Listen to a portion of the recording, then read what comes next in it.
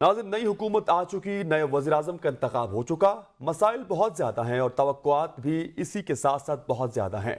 अवाम नई हुकूमत से क्या उम्मीदें लगाए बैठी है, आइए जानते हैं अरशद शाद की इस रिपोर्ट में।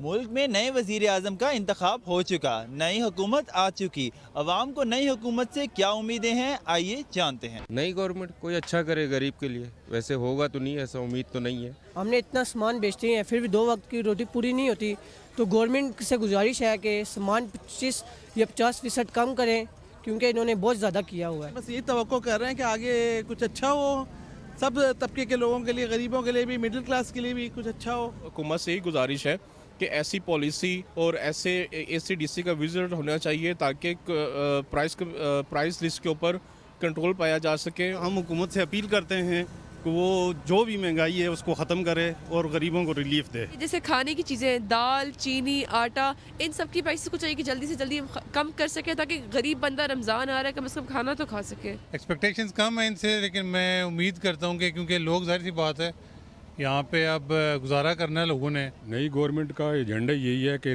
कीमतों को कम करना, और यही एजेंडा लेके ये हुकूमत आई है। अगर ये नहीं करेंगे तो इनका भी अंजाम वही होगा जो पहले वालों का हुआ। और IMF के कर्जों के हम तो नहीं है जिम्मेदार, हमने तो नहीं कहा था कि ये कर्जे लो, ना वो हमारे लिए लेते हैं। ये तो सारे पॉलिटिशियन खुद ही IMF के कर्जों से अपने लिए बंगले, जायदादें, जागीरें बाहर मुल्कों में बना रहे।